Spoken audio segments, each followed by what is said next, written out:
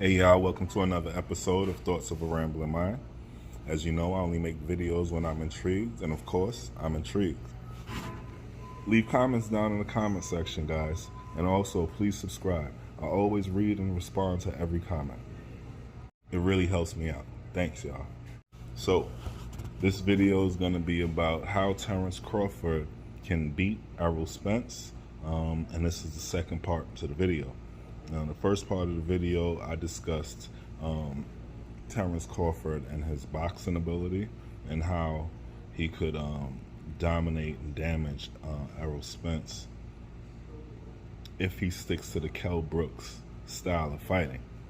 Well, there's another style of fighting that is actually pretty close to his stables that he could do, and I don't think anybody's talking about this particular method of beating Errol Spence, and it actually makes the fight really, really easy for Terrence Crawford, right? And that's the Shakur Stevenson's Devin Haney style of fighting, which is extremely defensive with very, very little emphasis on actually engaging for long periods of time.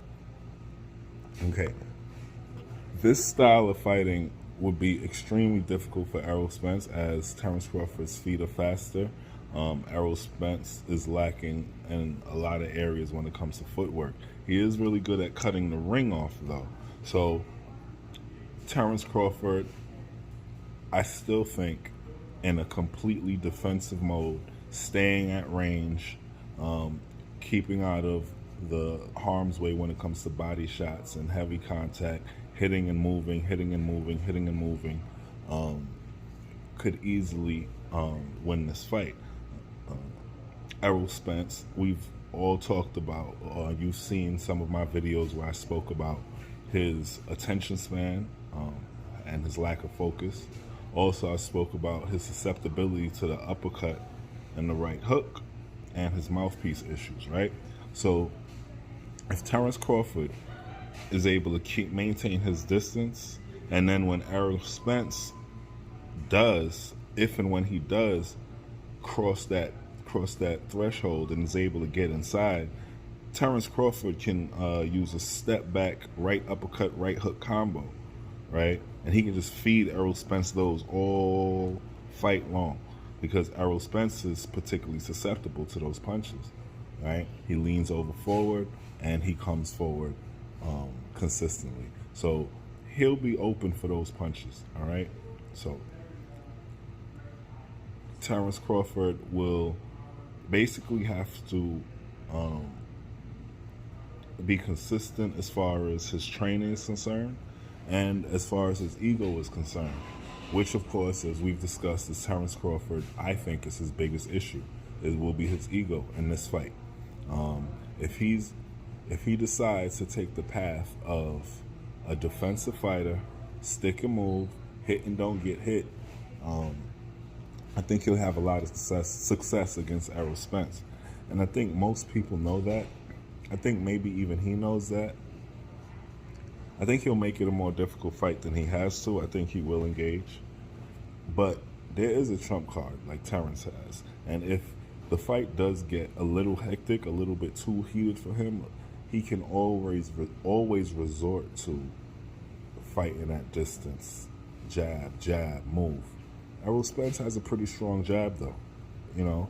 So there's gonna have to be some type of adjustment for Errol's jab. Errol's jab is the type of jab that forces you to reset every time it hits you. So being the bigger fighter, Terrence Crawford, Errol Spence is the bigger fighter, but Terrence Crawford has the longer reach. So we have to see how that plays out in the ring. I think Errol Spence will look bigger when the fight takes place. I think that he will fight his normal fight. He will engage. He will throw high volume punches, and they will all be heavy shots.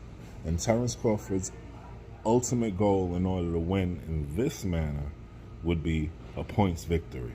He would stay outside, accumulate round after round after round until the end of the fight, similar to what Kell Brooks was able to do until he got knocked out, until he got stopped, rather. But yeah, Terrence Crawford, I believe, can easily stay on the outside and gather up points, put away round after round until the judges declare him the unanimous victor. I don't think it's the fight that anybody wants to see, and I actually don't think it's the fight that's going to happen because I don't think Terrence Crawford is the type of fighter that would do that. But Shakur Stevenson and Devin Haney are both in his stables or in his training circle, right? They both have similar styles, extremely defensive first, and I think that Errol Spence, while everybody says his style is pretty simple, what I think we're forgetting is that a person like Floyd, who had a more complex style, but it was the same style. Once a person has mastered their style, it does not matter how simple or how complex the style is. Once the style is mastered, it's mastered. And a mastered style, no mastered style is completely better than the other, right? It's only those who are still working and learning on how to master their styles that style clashes look so lopsided.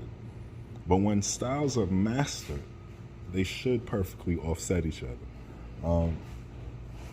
And I believe Errol Spence has mastered this simple style of his that he uses.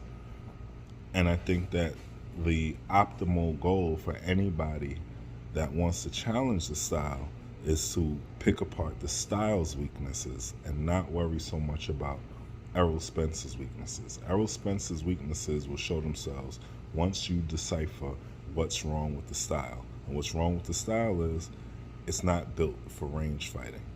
It just isn't. Anyway, those are my thoughts of a rambling mind. Like, share, subscribe, and I'm out. By the way, leave comments down in the comment section. I always reply.